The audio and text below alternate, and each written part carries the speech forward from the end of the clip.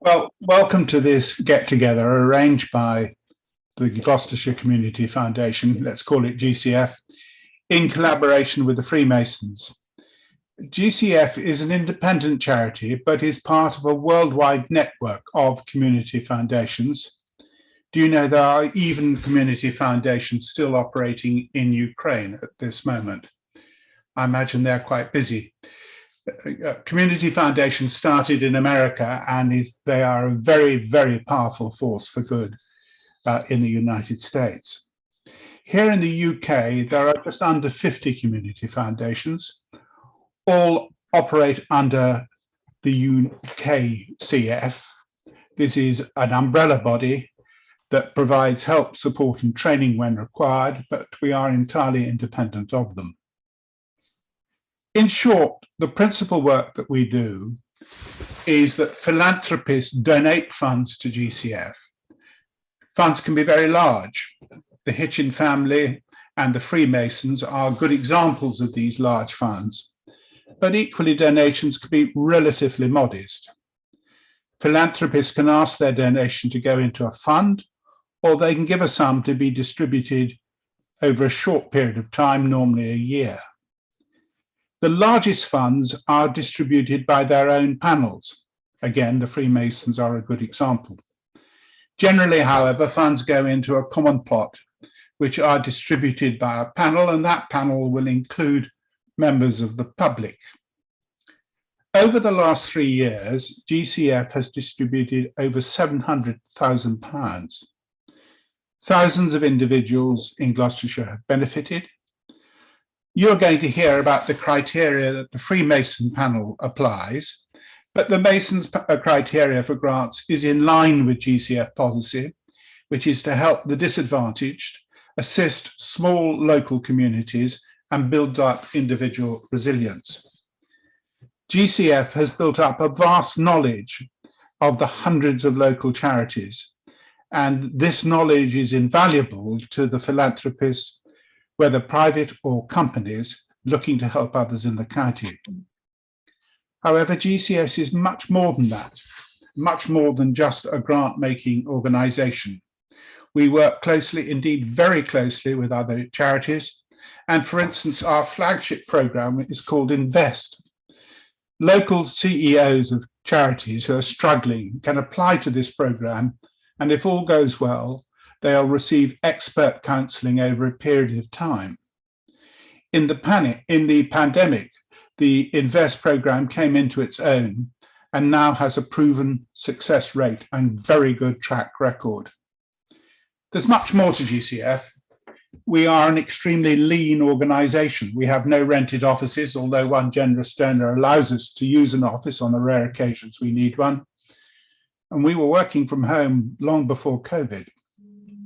I was chairman of GCF until quite recently, and my motto was overheads low, grants high. I'm going to hand over to Tim. We have an exceptionally good relationship with the Masons due to have our common desire to help and mutual respect. He'll tell you much more about this individual fund that operates through GCF and indeed another fund as well. Tim, over to you. Jamie, thank you for that. This is just by way of background on the Freemasons and how we ended up with this fund. Freemasonry is an international organization, but we are all members of the United Grand Lodge of England and Wales. For administrative and management purposes, the Grand Lodge divides the country into the counties. But these the county boundaries, the old boundaries before 1974, and the significance of that I'll explain in a moment. And we call these counties provinces, but broadly they follow the county lines. Within Gloucestershire itself, there are about 2,600 Masons. We meet all over the county in many different centres. One of our activities is raising money for charitable causes. Now, there are three separate strands or streams of income coming out of the Freemasons for charitable purposes. The first one is the lodges themselves. They have raffles and such like, their own funds. and they send money regularly to good causes all around the world. And that generally amounts to about £100,000 a year, which is remarkable, from 83 lodges. Last year it went up to 150,000, and the biggest single increase is donations to the Ukraine. The second stream is the provincial monies, and that's really the focus of this meeting today. And I'll come back to those. And the last one is our big national charity, which is a behemoth and has got funds that are built up over the centuries, and it makes big grants, some of which come back into Gloucestershire. Now, we've got the provincial funds, and they're each about the same size. They're roughly £1 million of capital, and it's the income from those that we distribute. Now, for historical reasons, we've got these two funds, but one of them is administered by the GCF, the Gloucestershire Community Foundation, and we're delighted because the GCF's got unrivaled knowledge of the charitable sector in this county, and they have huge analytical skills and personal contacts, all of which is hugely advantageous in deciding on the best use of the funds we have available. And in fact, it does help us with our other fund. A number of years ago, we conducted a survey of the brethren to know how they wanted the disbursements from their fund to be made. In fact, that survey was conducted by our chairman, Nigel Bridges, who you'll be hearing from in a moment. And some strong themes emerged from that. Amongst those strong themes was we wanted to help people rather than animals or buildings. We generally want to help people who are in distress or less fortunate than ourselves. There's a slight bias in favor of young people and old people if we're favoring one particular sector of the population. We wanted to help smaller charities where our donation can make a difference. We leave the larger charity donations to our national body, the Masonic Charitable Foundation. And we generally want to assist charities located in Gloucestershire, which is why the boundaries are so significant. It doesn't matter where the beneficiaries come from. Clearly, we could never police that and wouldn't want to, but we do like to favour charities in Gloucestershire. Now, we use these principles as guides. They're not a straitjacket, but they do give a strong flavour of the types of applicants we are likely to favour. And both the funds use those criteria when assessing applications. And as Jamie has said, one reason why our relationship with GCF is so fruitful and harmonious is our wishes ally with the aims and ideals of the GCF. So no doubt many other questions will arise during our meeting, but I hope this gives you a short introduction to who the Masons are and what they're doing in the province, in the county, in terms of charitable giving. Thank you, Tim. Hello, everybody. Nigel Bridges, my name. I currently chair the GCF panel, Freemasons Fund panel, and you just heard from Tim Henderson-Ross, who is the leader of the Freemasons in Gloucestershire at the moment. And we also have with us today David Mason, who is Tim's deputy, and Gordon Cole, who has spent really a working lifetime and beyond involved in social care and the charitable sector.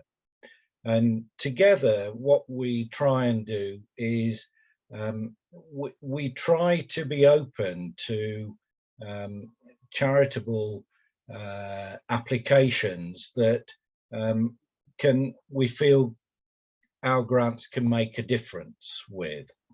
And so Jill will talk a little bit about the process as we go on, but fundamentally we spend a lot of time actually talking to people. We do go out and visit charities from time to time, and just to find out what's going on and keep up to date with it. And also brethren in our lodges make recommendations to us about charities they're aware of and who we perhaps could take note of. So that's the panel.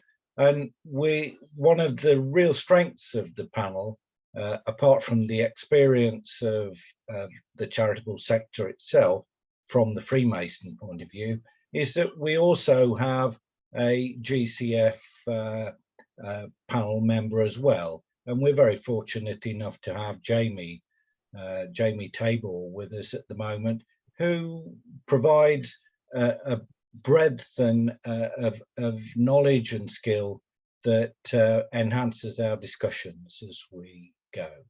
So that's who we are. We're very ably assisted by two other people who are very close to us, really.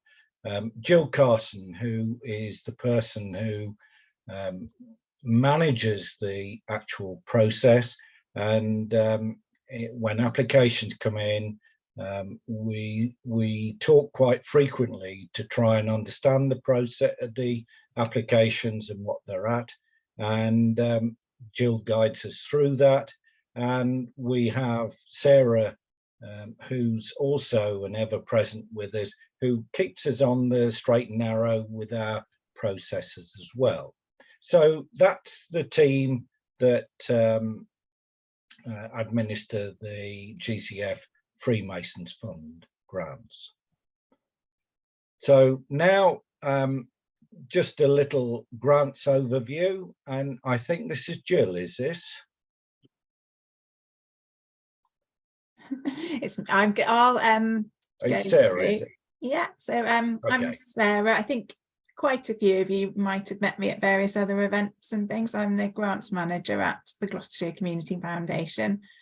So generally my overview role is looking after all of our grants programs, but in the Freemasons grants program, I'm very much guided by Jill, who actually runs the grants processing side of the program. But I still come to the meeting because actually Tim and Nigel both touched upon our knowledge, but it's mutual because we learn an awful lot from the Freemasons on our panel as well. So it's definitely a shared understanding with each other. And this is one of the panels that I would always want to sit on because I learn an incredible amount sitting in this panel. And although I just do the administrative part generally of taking minutes in the meetings, it's one of my favourite panels to sit on because I really enjoy all of our conversations. So a little bit about the Freemasons grant programme and the specific criteria. The programme awards grants of up to £2,000 a year. Tim mentioned about the Freemasons' particular interests.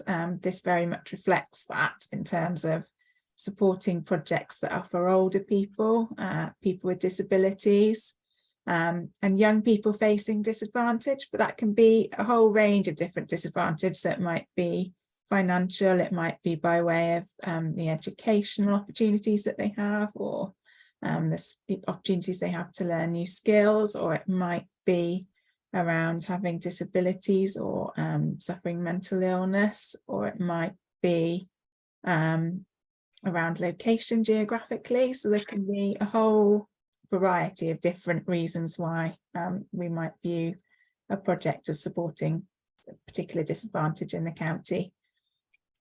There isn't really a limit to the size of the organisation which can apply to the Freemasons, but we're really keen to encourage some grassroots applications. So smaller organisations where we know that that £2,000 grant's going to make a really big difference.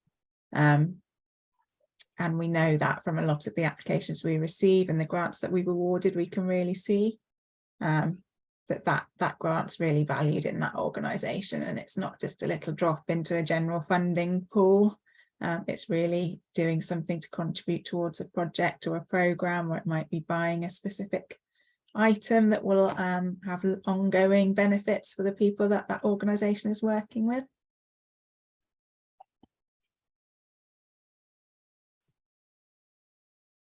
We support a whole range of different things through the Freemasons grants programme. So it might be activities, might be costs for specific training, it might be equipment that enables people to follow up new opportunities or to learn or to take part in activities that they perhaps wouldn't have the opportunity to do.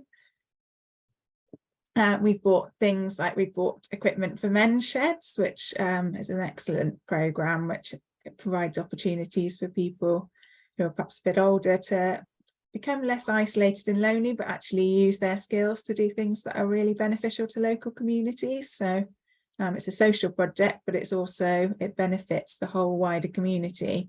And those are voluntary organisations where that £2,000 can keep that organisation running in equipment for many, many years and have a really huge impact. Or things like perhaps funding the staff costs for quite a discrete project where we know that it's a small project and £1,000 towards staff costs is going to keep that project running over the course of a year, really, along with volunteers. Materials for people to do things in their local communities and make a real difference. And we supported one particular group where a group were creating flower beds, which are still being used now at a doctor's surgery to grow things in, and so it benefited the group who are chronic pain sufferers, but also has benefited the community in making a much nicer space around that doctor's surgery too. Another example is support towards equipment for a music group, which is helping children with disabilities, having a real impact on providing opportunities. So a little bit about, I think this is quite incredible, the Freemasons grant programme at GCF since 2011 has awarded 185 grants with a total value of over £300,000 to organisations in Gloucestershire and South Gloucestershire, and supported thousands and thousands of people.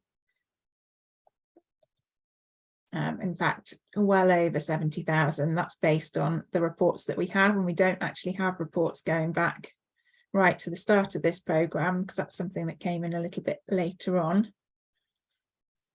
The sorts of things that these grants are doing, they really are life-changing, improving mental health, providing social opportunities to reduce isolation and loneliness, improving emotional well-being, and providing opportunities really for people to be happier in their life and to feel more fulfilled, increasing confidence and independence. So some of these programs are putting people in touch with skills development or helping people to recognise their value in the community, giving a purpose, helping to develop new friendships or support networks so that people feel less on their own, development of new skills, also providing volunteer opportunities. So where a bit of funding's come in, it's enabled an organisation to develop a service and develop opportunities for people to volunteer, which again helps people to feel more fulfilled in their lives. And then also leveraging further funding. I think Jill will talk a little bit more about how we quite often look for perhaps matched funding in an application and whether an organisation has been doing their own fundraising. So quite often by putting in that seed amount of funding, it then enables an organisation to achieve further fundraising and meet the targets that they need. I'll pass over to Jill now just to talk a little bit about the application process and how all of that works. Hi everyone, I'm Jill. I assess grants for GCF 2 days a week. I think a lot of you may have applied to this programme previously. As you're aware, with all of our grants, details and application forms are all online and easy to use. I think also a lot of you know that we're really happy to have a conversation and talk through an application before submission, and I would encourage you to do this. Once applications are in, it's my role as the assessor to gather information and prepare a report for our panel. So there's all the due diligence involved. I may contact applicants as part of this process to gather information. And also, if we look at the next slide, it says what we're looking for. We aren't necessarily looking for the slickest proposal, but we're looking at the need and the impact of your ideas. You can see the things that we are looking for in an application. We've already touched on the need and the impact, but obviously it's really important to check that your organisation and application meets the criteria to save you time if an application isn't eligible. The programme considers vehicles, conferences and exhibitions. They're usually given lower priority, so just to kind of point that out to you. We also do look at value for money. We appreciate that some projects and interventions may be more expensive, but it is something that we look at. And the panel naturally want to know the difference that their grant will make. As fundraisers themselves, they like to see matched funds, like Sarah mentioned, being raised, and also any clear plans for the remaining funds that may be required. And this fits into their deliberations. The Freemasons are a really lovely panel to work with, because it's clear how much they care about making a difference in the county, and obviously all of their experience over the years. And Sarah also mentioned earlier how much we learn from them. She also talked about impact earlier. So once a year, I compile a report for the panel showcasing their giving and what change they've helped make possible through you guys and the organisations. They absolutely love to hear all of your stories. So we really thank you for sharing those with us. It's amazing to see all the great work that's going on in the county. The last slide of mine gives all of the dates for applications. So if you applied in the March round, then you'd receive a decision at the end of April. If you applied in June, you'd receive a decision in August. And if in the October round, you'd know probably mid-December. So if in doubt with anything, just give us a call. My background is in fundraising. When I'm not assessing here, I'm a freelance fundraiser and assessor. And I know how useful it is to be able to speak to a funder. And now I'll hand back to Jamie to open up the discussion.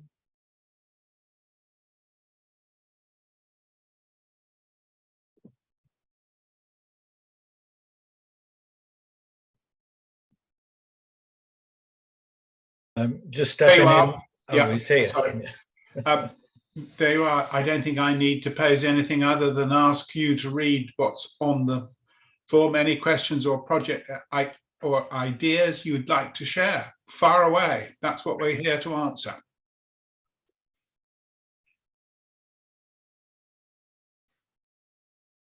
In that case, can I introduce myself and talk about what I'm doing? My name's Katie, and I'm here with at GL4 in Matson in Gloucester.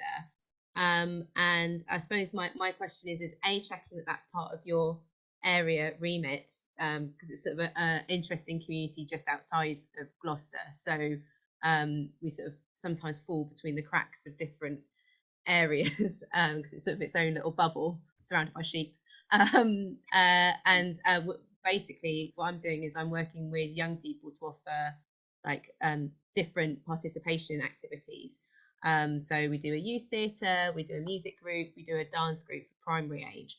But the thing that's sort of coming up is that we can sort of fundraise to run the sessions, but what we're actually really looking to do is to offer like some either bespoke workshops or opportunities to go and see professional theatre, not just in Gloucester, but also travelling to Cheltenham and Bristol and other places, so that young people can kind of see a world outside of Matson, if you like.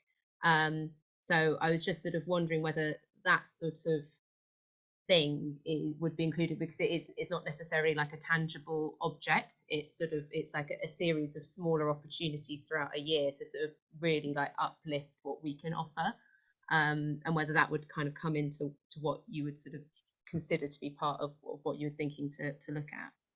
Katie, I'll hand over to the chair of the panel to answer that one, but I can tell you that Matson is extremely familiar territory for the Gloucestershire Community Foundation, which is no surprise to anybody.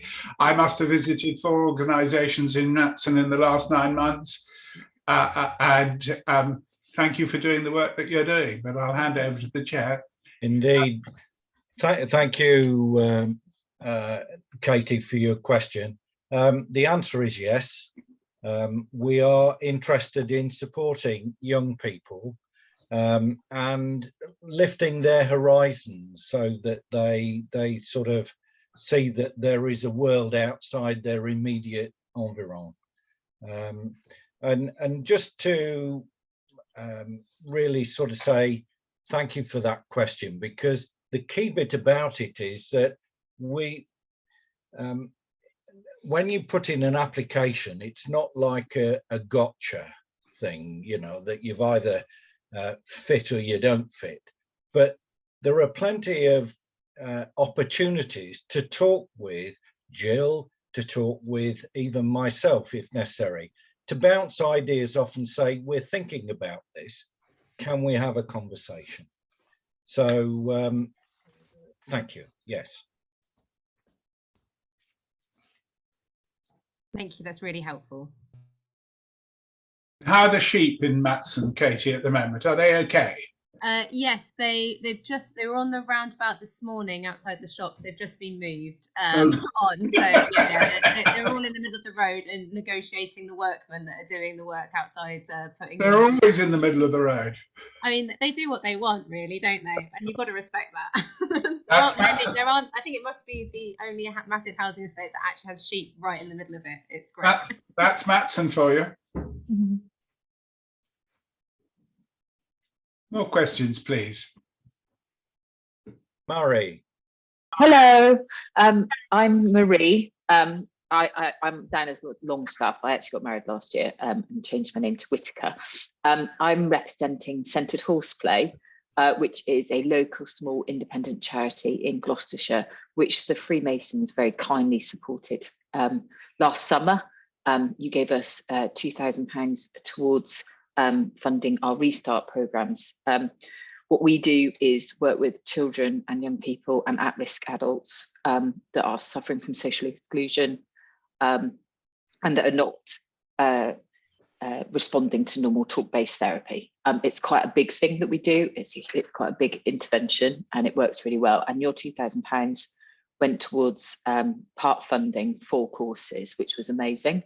And the really cool thing, and that makes me really happy, is that so people come to us when they're really stuck, so they're not going to school. Sadly, majority of our referrals are young people at the moment. We just don't have time to do the adults as much, which is really sad. But they don't go to school. I didn't realise until I did this how many people don't go to school. You know, I was incredibly lucky. I went to school every day and I loved it, but you know, that is a thing. So they come to us because they're either in care or on the verge of going into care. They're not responding to anything. They are completely and utterly shut down.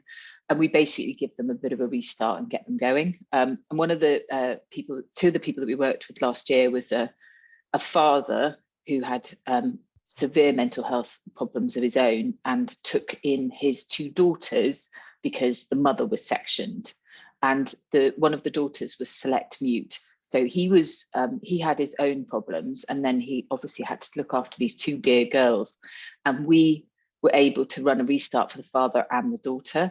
And subsequently he joined the men's shed, which is another one that you helped.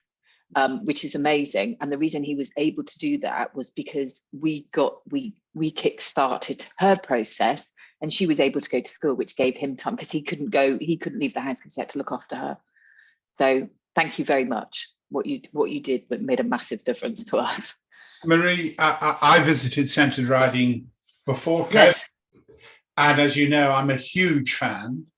And I think you've made the point, but I'll make it for you again. We are dealing with children who are, principally children, who are absolutely at the end of their tether and nowhere to go and no one to kickstart them. No. And the idea that horses can actually get them talking and divulge what's troubling them is extraordinary. And I've seen it at work, and it's absolutely fabulous. I invite anybody if they want to come and see it.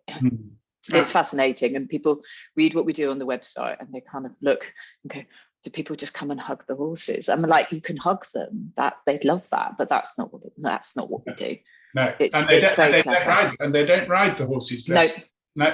It's connecting with the horses. Yeah. And learning how to connect with anything.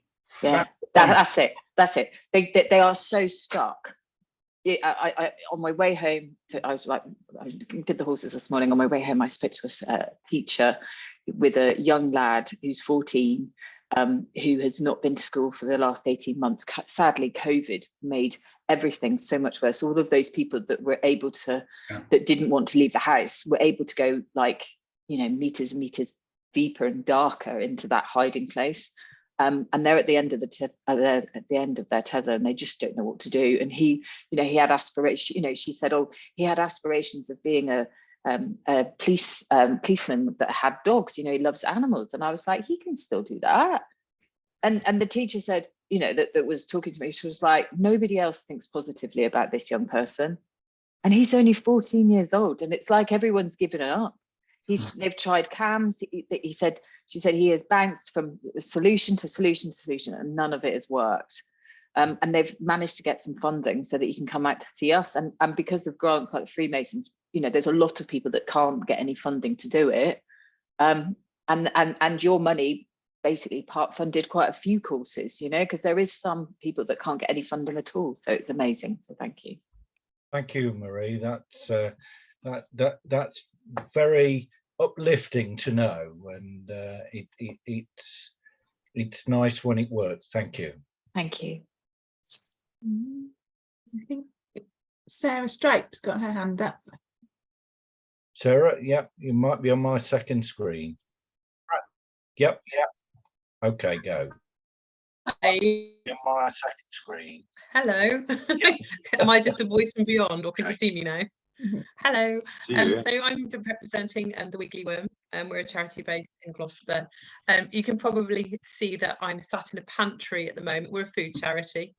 I have a really quick question. We were very graciously donated by the Gleven Brethren a few £100, which is really going to help us do some short courses as sort of case studies. And I wondered, would I still be able to apply for a little bit more so that we could actually get these established, or would I be prevented because I've already received so many from Gleven? It's a technical question. Thank you, Sarah. That's a good question, and one that does come up quite frequently. The answer is yes. Great. It's just the money that they've given us is going to absolutely help more than you can imagine, but it's only going to help for such a small period of time. So the ambition is to do that and establish it as something longer and more meaningful. So yes, that's what I'm here.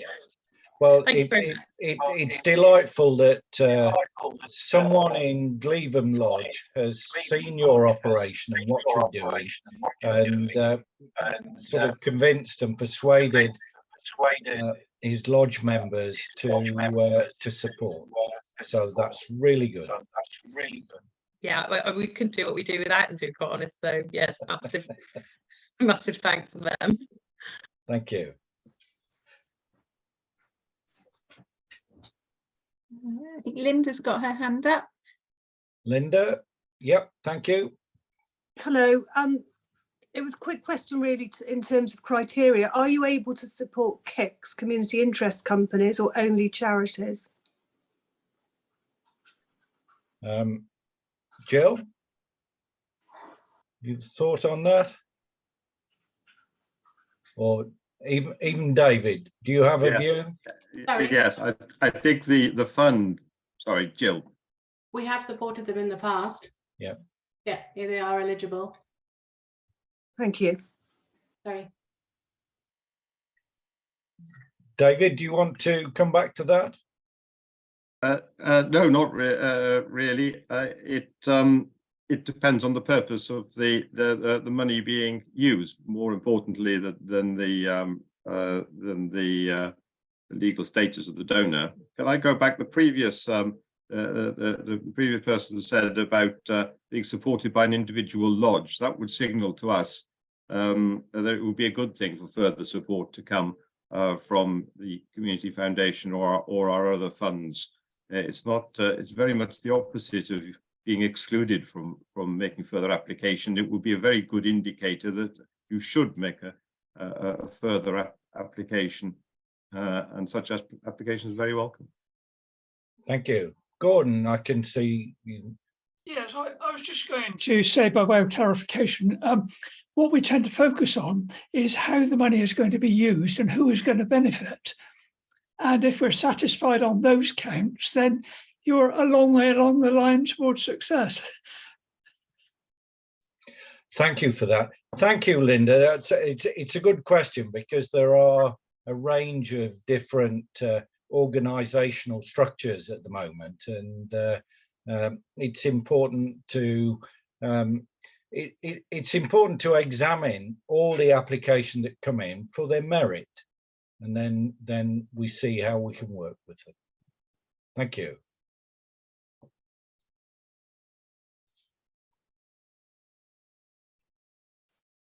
I can't get you all on one screen. Is anyone else got a Neville? Mute. You're on mute, Neville, at the moment. There we go. It's okay. Very good. Welcome, Neville. We can hear you now. Good afternoon. I represent Lum's Educational Foundation. You kindly supported us in 2021. We are an educational charity which was set up in Cheltenham in 1866. And our constitution enabled us to deal with applicants from the boroughs of Cheltenham. In the early, well, I think it was 2002, Summerfield Trust started to support us. They supported us for 19 years. And in 2021, following the pandemic, they were unable to continue to support us. And so support given to us from an outside source enables us to operate on the county stage. Our own constitution would only enable us to operate in Cheltenham. We've, in 2021, to continue to operate on the county stage, we were forced to seek funding from other sources, and we need to do that each year because our own income is relatively small. In the last, well, in 2021, we received some support from the Masons. The Notgrove Trust supported us, as did the Gloucester Community Foundation, and they've continued. Both those larger charities have supported us in the last 2 years, and we've given grants to 72 applicants in the last 2 years with their help. We've set up a new website, and we are now getting established on the county stage. The problem is we need to fund our charity each year. It's very difficult for a small charity to obtain funds from national charities. And so we hope to raise 20,000 a year from various charities to enable us to help up to 40 people. I mean, as I say, we've helped, I think, 72 in the last 2 years, and we spent probably about 38,000 in doing that. I mean, the cost of education these days is horrendous. I mean, one of the people that come to us, I mean, they're literally mortgaging their lives to enable to obtain the qualifications that they need. And we meet need at every applicant are the personification of need. Gloucester Community Foundation particularly said she put us in touch with Care Leaving Association, and we're particularly keen to help care leavers, and the numbers are coming to us in greater numbers each year. And as I say, you helped us in 2021, and I wasn't sure how often we could come back for some annual funding. That's the question. Thank you, Neville. It's a good question, and you're actually experiencing an issue that I think lots of small charities are equally facing, and that is consistency of income. Would anybody on the panel like to respond? Can I suggest that Sarah pronounces what GCF's general policy is into consecutive and more than consecutive donations and grants? Thank you. Yeah. Yeah, so as a general rule, we do try to encourage organisations to diversify their income where possible. But we do recognise that organisations do sometimes need that more regular support. So usually with our grants programmes, we'll say that you could apply for up to 3 years in a row, and then we would ask you to take a break. I think with the Freemasons in the past, we've perhaps looked at whether you could be supported 1 year and then perhaps take a break and then come back a little bit later on if you need more funding. Thank you. Gordon.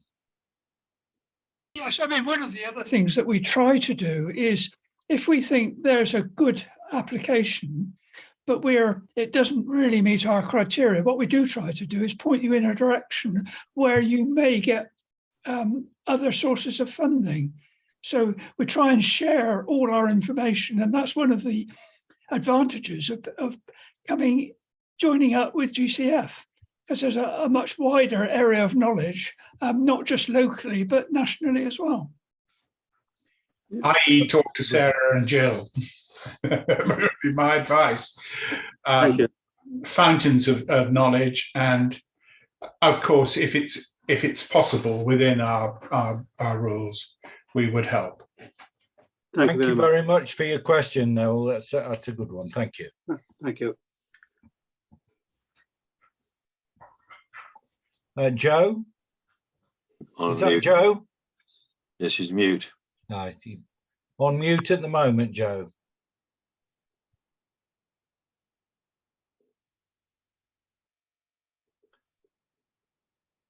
No, too many buttons to press. I'm sorry. Yes, I'm Joe, and I know that probably many of you have heard of the Isborne Foundation via Bonnie Lloyd, who runs our community wellbeing courses for the most vulnerable in the community, and we've had some wonderful funders over the years for the courses that we've been doing. But I just wondered, we sort of over the last 6 months to a year, we decided to quality endorse the 4-week courses that we're running. We've had a license with Open College West Midlands for a number of years, and they've now merged with the AIM group, and we purchase a license every year and use that to quality endorse our courses, giving it a kite mark, a standard for the individuals that attend the courses. I'm just wondering whether the panel would consider supporting us to purchase that license for a one-off for a year, or is that something that you wouldn't consider? Does anybody wish to have a say? Tim? Well, we almost all the successful applications are project driven or focused on a particular item, and it can be an intangible item like a license. Nothing precludes us from making a grant, particularly if it unlocks further good things down the line if you get that license. So yeah, the short answer is it would not be precluded from an application. Whether it's successful, I don't know. That'll depend on the application. But there's nothing stopping you making that application. Okay, thank you very much, Tim. David? Just wanted to add that we do actually look at every application. There's no such thing as something being rejected out of hand. They're all considered. Thank you very much. Yeah. Hopefully that gives you an adequate response, Joe. So. It is very helpful. Thank you. Yes. Good. Thank you.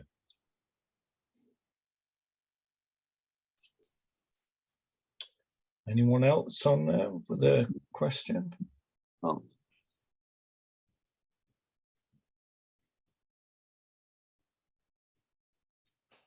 Well, we've had in which case I'll start to sort of draw ourselves towards a conclusion, really.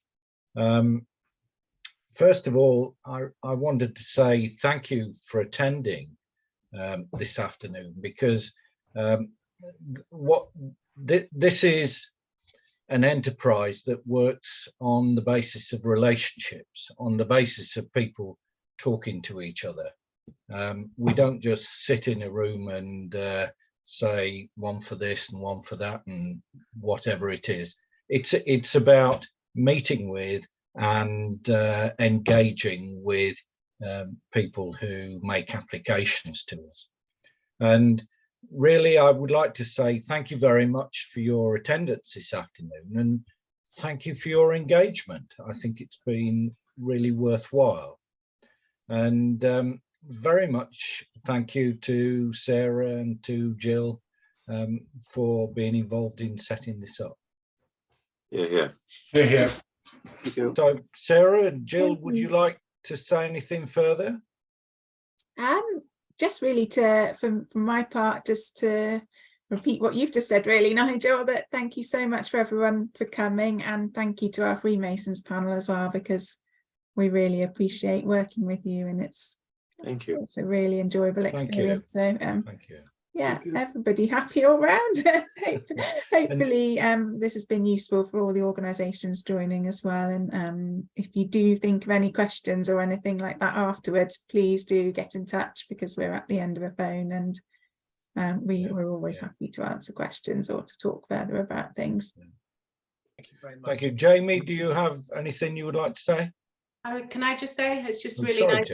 That's okay. It's just really nice to put a few more faces to names and meet a few more people. And I just wanted to apologise to Linda, but when she asked her question, I was trying to let somebody in because the link wasn't working for them, so I didn't hear the question straight away. But yeah, so lovely to see everybody, and glad we can do this in this forum. And again, just to reiterate how lovely it is working with the Freemasons and how much they care about the community. So thank you, guys. Thank you. I'm just wondering, Dave, do you have a question? Dave Gage? Not really. I think my questions have been answered quite thoroughly at the moment. So I'll just look up and I'll make an application, and we'll see where we go, because we run an RDA group, which is quite a big charity, but we don't get any financial help from them unless we're in like rent arrears or something, which we're not. So we have to have ongoing fundraising. And that's, as you all you guys know, is a bit rough at the moment because of the way life is at the moment over here in the world. But we are needing a new harness for one of the horses that we use, and they're not cheap, and you can't just knock one up. And we're borrowing one at the moment, but poor Rosie, who has to wear it, isn't quite comfortable. It doesn't quite fit her, but it's working. So I might be looking to make an application for a new harness so we can get our disabled people on the carriage again to get up and down and learn how to drive. So good. You know, we look forward to that. And I just think you're a great bunch of people, and I'm really pleased to have met you all. So it's fabulous. Well, thank you. Back up out there, it's lovely. Thank you. It's good to meet you too, Dave. No, thank you. It's been brilliant. Thank you. Very enlightening. Jamie, anything finally? One sentence: don't be afraid to ask. Brilliant. Very good. That's an absolutely wonderful sort of way to end a session. David, I can just see. Lastly, we should mention, if you want help with your application, ask for it rather than don't make the application. Okay, great. Thank you. Thank you. Good. Well, thank you very much indeed. And I wish you a very good afternoon, and look forward to meeting you again somewhere, either virtually or in person. Brilliant. Thank you. Thank you very much, Nigel. Thank you very much. Thank you. Thank you.